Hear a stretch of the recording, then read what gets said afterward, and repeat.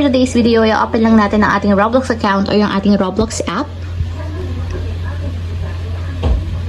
And then, pagka-open guys, mula dito sa pinakang homepage, i-tap nyo lang or i-view nyo lang yung inyong friends. So, tap natin yung friends. So, after nyan guys, lalabas na dito yung friends ninyo sa Roblox. So, pumili lang kayo guys ng friends na gusto nyong i-block. So, for example, is itong friend na to. Tap nyo lang siya guys. And then, pagka-tap ng profile ng friend na gusto nyong i-block, hanapin nyo yung 3 horizontal dots na nandito sa may lower left side. So, tap lang natin. And dito guys, may lalabas na option. So, hanapin nyo yung block. Then, tap nyo yung block. And ayan guys, kapag yun yung itsura, naka-block na yung account na yan sa ating Roblox. So, back natin guys.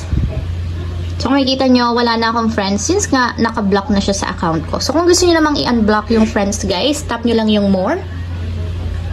Then, after yun guys, scroll up lang natin. Tap nyo naman yung settings. Then, dito sa settings, tap nyo yung privacy and content maturity. And dito guys, tap nyo lang yung block users. So, dito na guys, lalabas yung binlock natin na friends. And dito nyo din sila pwedeng i-unblock. So, tatap lang natin yung unblock para ma-unblock and bumalik na siya sa ating friend list. So, ayan lang guys.